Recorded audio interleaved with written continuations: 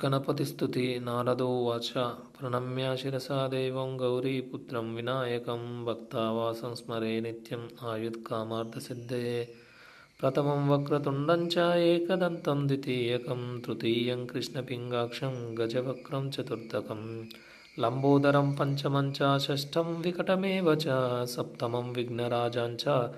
धूम्रवर्णं तदाष्टमं नवमं फालचन्द्रं च दशमं तु विनायकम् एकादशं गणपतिं द्वादशं तु गजाननं द्वादशैतानि नामानि त्रिसन्ध्यं यः पठेन्नरं न च विघ्नभयं तस्य सर्वसिद्धिकरं प्रभो विद्यार्थी लभते विद्यां धनार्थी लभते धनं पुत्रार्थी लभते पुत्रान् मोक्षार्थी लभते गतिं जपेत् गणपतिस्तोत्रं षड्भिर्मासैः फलं लभेत् संवत्सरेण सिद्धिं च लभते नात्र संशयः अष्टभ्यो ब्राह्मणेभ्यश्च लिखित्वाय समर्पयेत् तस्य विद्या भवेत् सर्वा गणेशस्य प्रसादिता ॐ श्रीमहागणाधिपतये नमो नमः। नारदो उवाच गणपतिस्तुति प्रणम्य शिरसा देवं गौरीपुत्रं विनायकं भक्तावासं स्मरे नित्यम् आयुत्कामार्थसिद्धये प्रथमं वक्रतुण्डं च एकदन्तं द्वितीयकं तृतीयं कृष्णपिङ्गाक्षं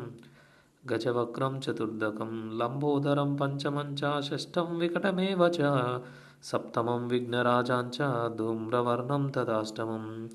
नवमं बालचन्द्रं च दशमं तु विनायकम् एकादशं गणपतिं द्वादशं तु गजाननं द्वादशैतानि नामानि त्रिसन्ध्यं यः पठेन्नरं न च विघ्नभयं तस्य सर्वसिद्धिकरं प्रभो विद्यार्थी लभते विद्यां धनार्थी लभते धनं पुत्रार्थी लभते पुत्रान् मोक्षार्थी लभते गतिं जपेत् गणपतिस्तोत्रं षड्भिर्मासैः फलं लभेत्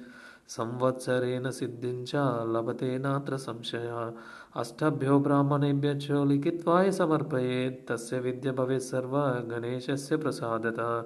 ॐ श्रीमहागणाधिपतये नमो नमः। ॐ एकदन्ताय विद्महे वक्रतुण्डाय धीमहि तन्नो दन्तिः प्रचोदयात् ॐ एकदन्ताय विद्महे वक्रतुण्डाय धीमहि तन्नो दन्तिः प्रचोदयात् ॐ एकदन्ताय विद्महे वक्रतुण्डाय धीमहि तन्नो दन्तिः प्रचोदयात्।